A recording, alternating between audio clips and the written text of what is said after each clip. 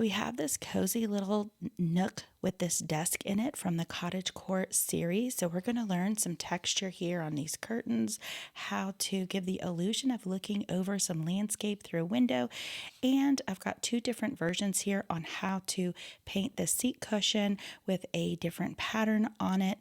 So grab your supplies and let's simply watercolor. I've got some wood colors already mixed up. I've got my little strip and palette. If you buy my Take and Paints on Tamery.com, I put that little tester strip into your package with your motif so that you can test out your colors before you start, as you go along, and even practicing some of those fine lines. You've got a place to do it. So I'm just coming in here almost like a marker, painting around all these lovely little items on my desk. And I actually made this color for the chair and then I loved it, but I may not have enough. So let me see if I can make this last, kind of stretch it out or take some of that pigment from up there and move it just a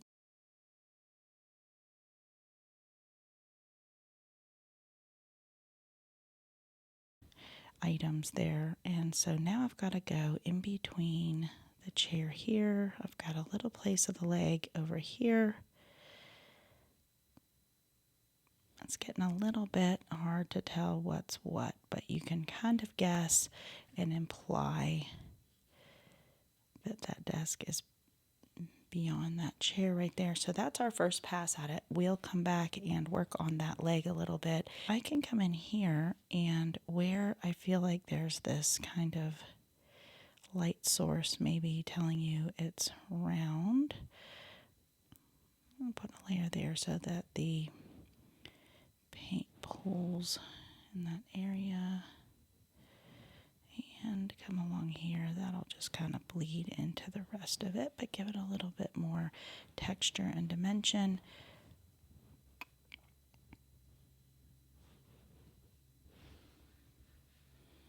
And of course over here I was running out of paint, so let's go ahead and get that. I want it to be darker since it's in the background anyway.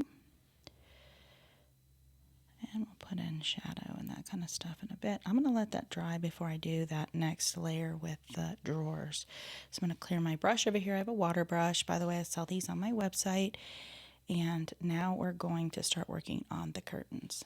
I've already created this blue over here. So the way that I got those folds that I was showing you was to just come along the outside, which seems obvious, and draw that line there. A lot of times we don't want kind of a marker line because it'll set up and sort of stick to that line, and if you don't want a border, that does not look good. But in this case, we do want those folds to be pronounced. We're kind of following these lines to make them disappear a little bit. And so I'm coming in here and just following those. I'm pulling my brush in a downward motion because I'm more steady that way. And in this case, I don't care if it starts off small and then gets fatter because fabric is not crisp like that. So it doesn't need to be like I can kind of do this on my line and make it fat, and that's totally fine because of what I'm doing here. So you can see how I've got that laid up. I'm letting it sort of set, and then we'll come back in with another layer to just kind of soften up that look and leave white of the paper as we do. All right, and the next thing I'm going to do is work on this little piece of pottery here. In my two examples, I used like a nice gray or gray blue because I've got this blue curtain. If you change the color of your decor, you can just kind of design it yourself and make it coordinate. I'm taking a little bit of that blue that's in the curtain mixed with the gray. You could put a pattern on this. If you want to take time, you can draw it with a pencil or a micron pen. and paint over that. That could be a lot of fun. To grab the green I made for these leaves and kind of define what's a flower and what's a leaf in here.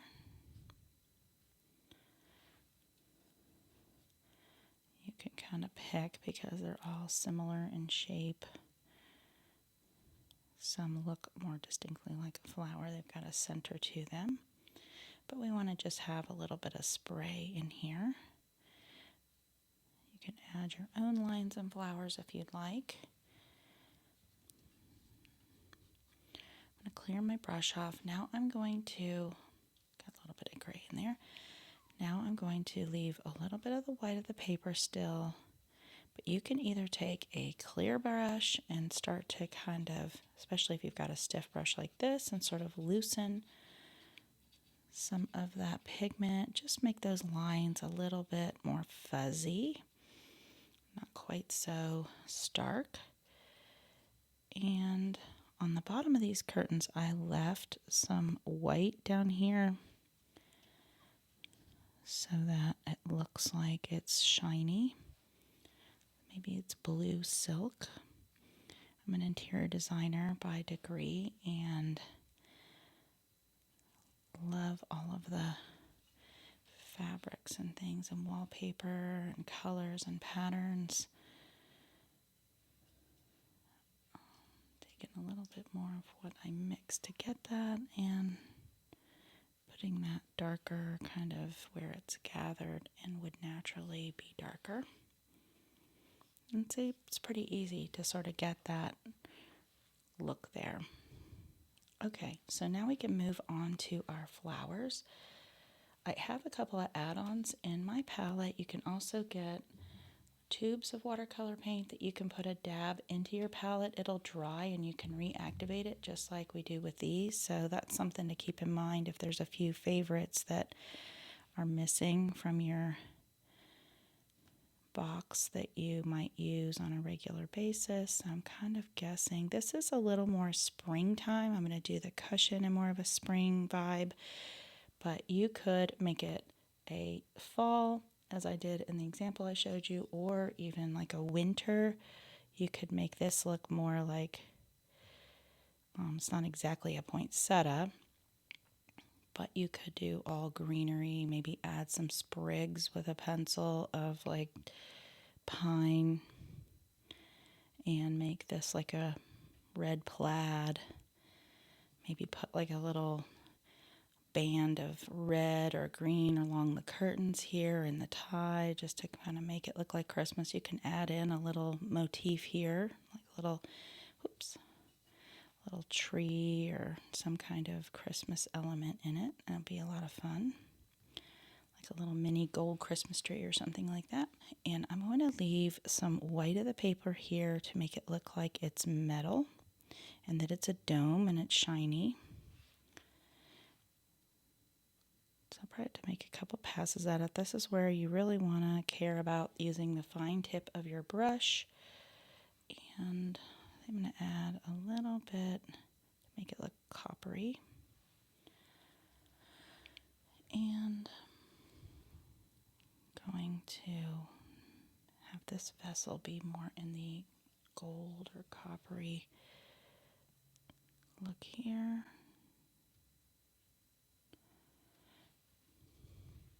I think I had these little items being maybe almost glass. And then this is kind of like a piece of pottery over here, so you can do whatever you want. Let's see, it's springtime. Maybe I'll add that kind of purpley look to it.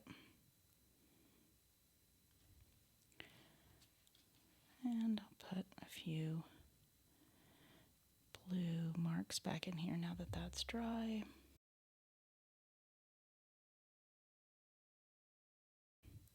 So you may be wondering, maybe not, but about the items that I have at my desk here. I have a lot of really fun keepsakes. First of all, this little turtle paperweight came from my precious grandmother and her husband, my grandfather, who I never met. This is a official Supreme Court quill pen that was given to him to practice law as a lawyer before the Supreme Court.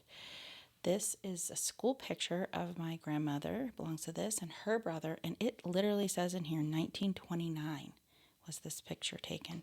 And then this is an invitation to my son and daughter-in-law's most recent wedding. So I've got a lot of fun things at my desk today as a little show and tell. And this, we don't really have the light source other than the window, where that is an overhead light or maybe a lamp in the background that's sort of shining some light here. Let's see how we do with matching that. I think the word to the wise is make enough brown for your desk.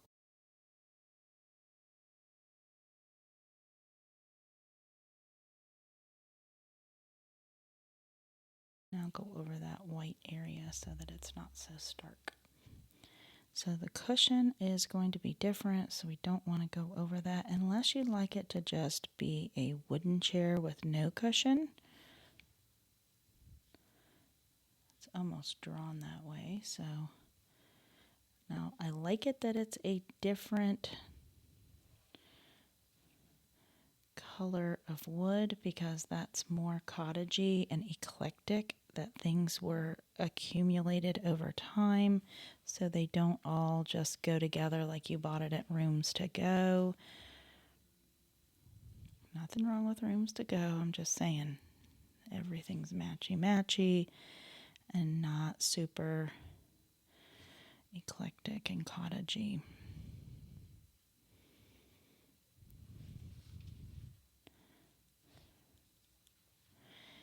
So when you've painted yours, I would love for you to tag me on Instagram and show me so that I can repost some of the art that I get.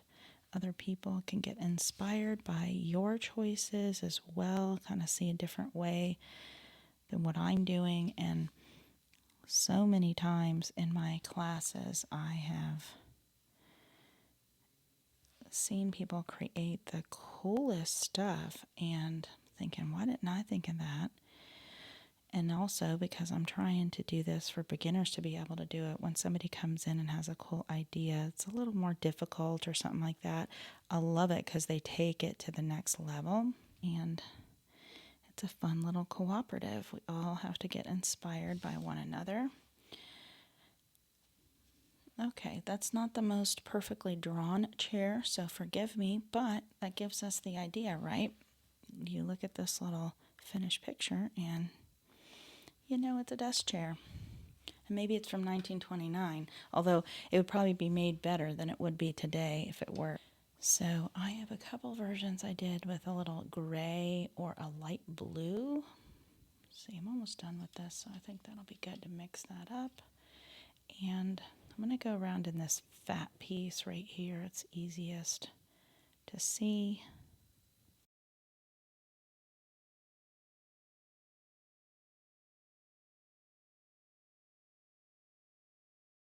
Maybe you need your glasses to do this. I do little bitty lines.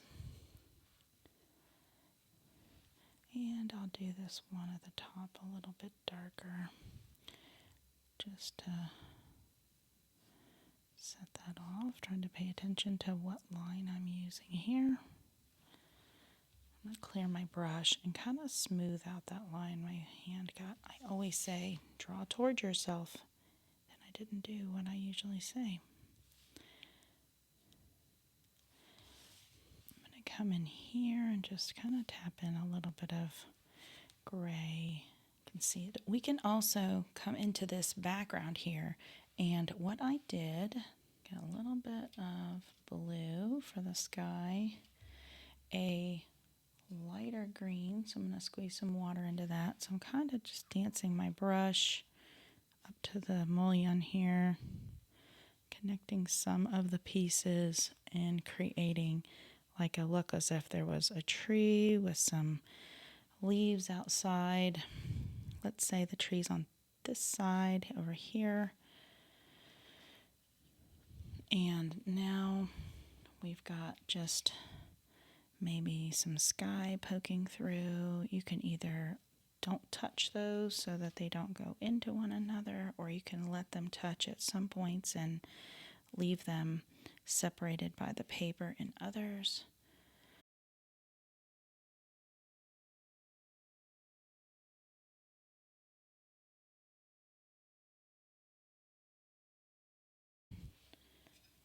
And a little sky. Oops, it's pretty dark. I'll take some of that pigment because I laid too much down, and I'm going to move it over here.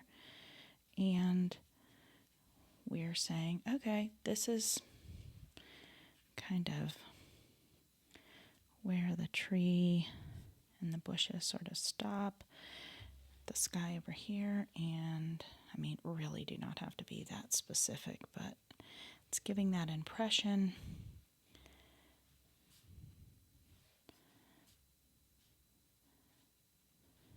Kind of going around behind the flowers.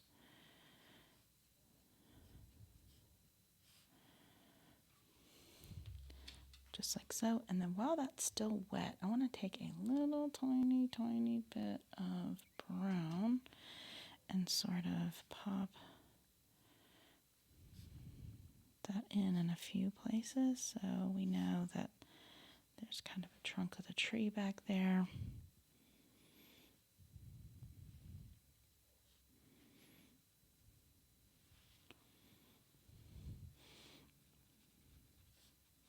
So we can kind of let that set up, as I say, and see how we like that, and a little bit if we want to add more or not. I think actually I added a little bit of gray last time. Looking at my reference, I see a little bit of gray in there, just as a variety to blend those colors together. I'm going to spread out that brown just a bit so it's not so standing out and distinct. And it's okay that I got something on the mullions. I am going to go over and highlight that, but if you don't like it, you can just, like for instance, just kind of use a clear brush and just blot right in that exact place. If you put it over the whole thing, it'll take up what you just painted, so we don't want to do that. Let's start working on our bookshelf over here with all of our fun little goodies, so you can kind of design this how you want. Take like kind of a purpley sort of color. If you want this to look more girly, you can do a white desk and do something a little different in the background.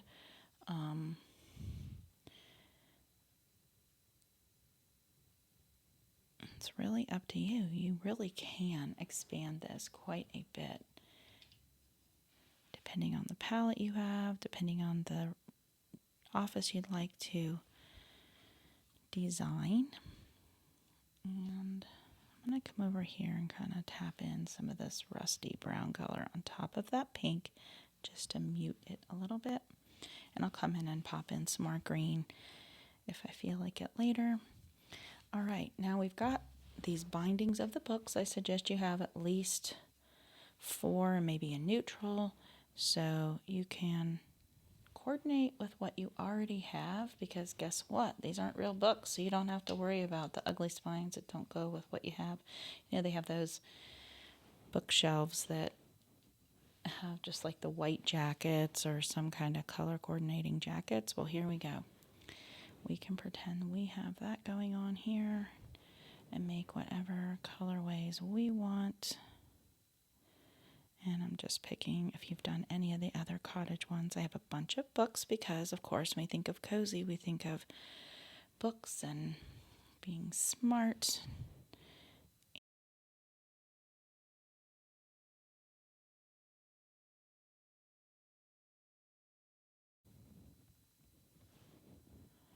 That one's kind of done. And you can see I'm not filling them all in necessarily. You can go back and do more detail, but you really don't have to. This is very much an impression. You can add things to these shelves if you can find a spot. I'm going to paint this like it's a wood or gold or coppery frame here. A little bit of a bracket here. Could be metal or wood. Actually, I think I used gray to kind of go around this sort of featured book here. Very important poetry. Something to display. You've got a place here you could add a little item, like I was saying, if you did like a seasonal one with like Christmas or something, you could put a little decor Christmas tree up there or something like that. I'm just kind of putting in the paneling here. I'm watching that I don't put my hand in wet paint because we've got the paneling down here. We'll do this cushion. How about that? So I'm going to make it a lot like this example here. It has the flower kind of pattern on it. The other one was for fall, and it had this kind of plaid, which was just 2 or 3 layers of, you have to wait for the one layer to dry before you can put the stripes on there. So I'm going to go in and just kind of dabble in, kind of grab the edge in a few places. When I say grab the edge, I just mean make sure you get some paint touching the edge. And even around the chair so it doesn't look like you have lines everywhere. It'll look more natural. And I can always add in more of that. I just want to start building it. And you could start with like a light green or whatever you want to do for the background first, and then let that dry and add to it. Now I'm going to go in and start putting some of the florals. You could wait until it's dry so that it doesn't bleed like that.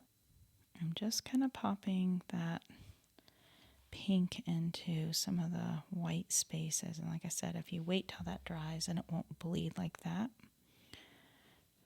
But that's okay for me there. I'm going to leave it with a strong edge over here, and I'll come back to it. So I think I'd like to add maybe some kind of gold looking handle and knob there. You can't really see it, but it has a little accent. Maybe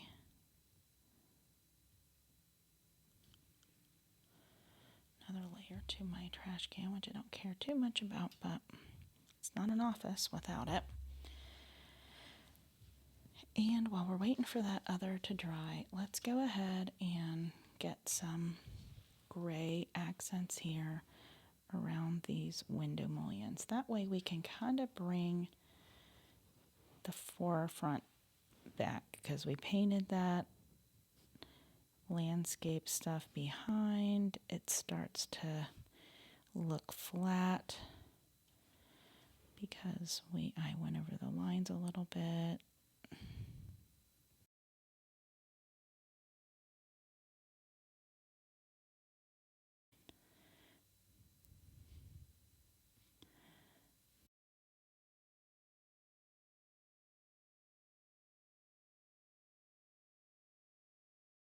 So let me go along here and pop in a little definition back into that windowsill.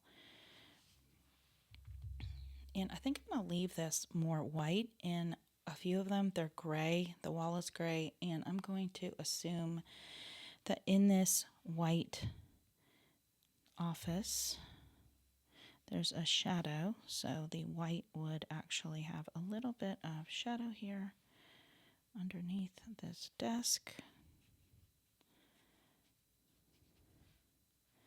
But you can paint your wall whatever you want. You can put a wallpaper floral pattern if you want to draw one up or paint one up. I think we're going to want a little bit sort of gray along the corner of this wall. The shadow's going to cast there.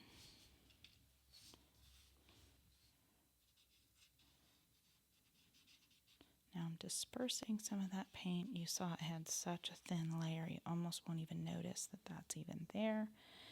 And I'll kind of come in and do the same thing with some of this underneath. Oh, it's too strong. Just a tad.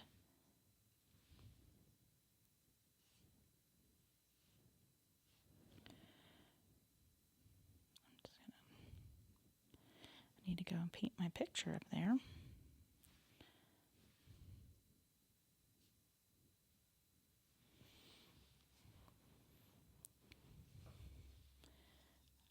Add another layer to my little pot here. We said we were going to go in and kind of redefine some of those leaves.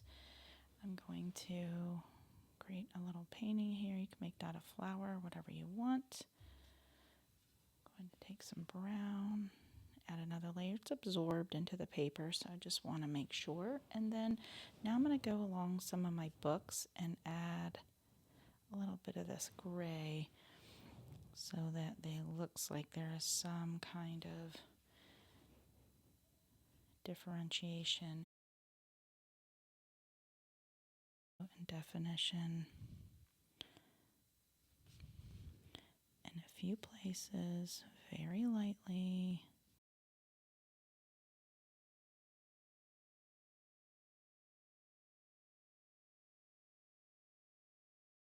Now we've got to finish our cushion here. I'm going to take away all the white.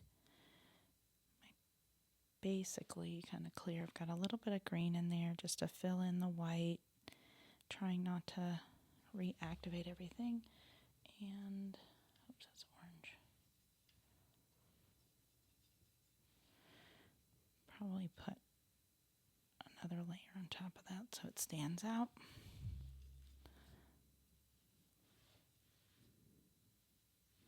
And I'll add a little bit of shadow.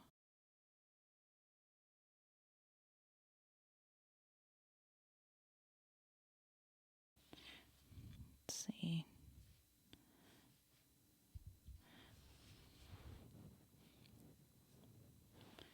If we do kind of an oak.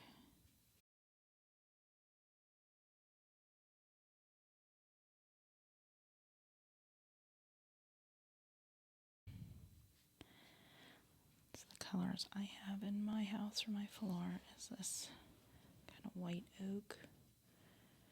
And if you wanted your trash can to be a little bit more brown because the floor is light, I'm going to kind of make this rug a little bit. This will go out into the mat, so it will not be painted actually, but a little bit of it may show, so you really wouldn't want the rug to go, obviously, where the chair leg is. So, but you will not see that.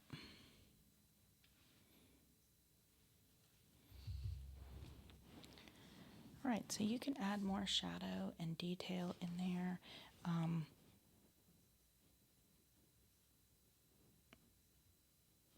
Until your heart is content, but now I have shown you how to get those textures in the window and get some shadow on there, and you have this cozy little office scene.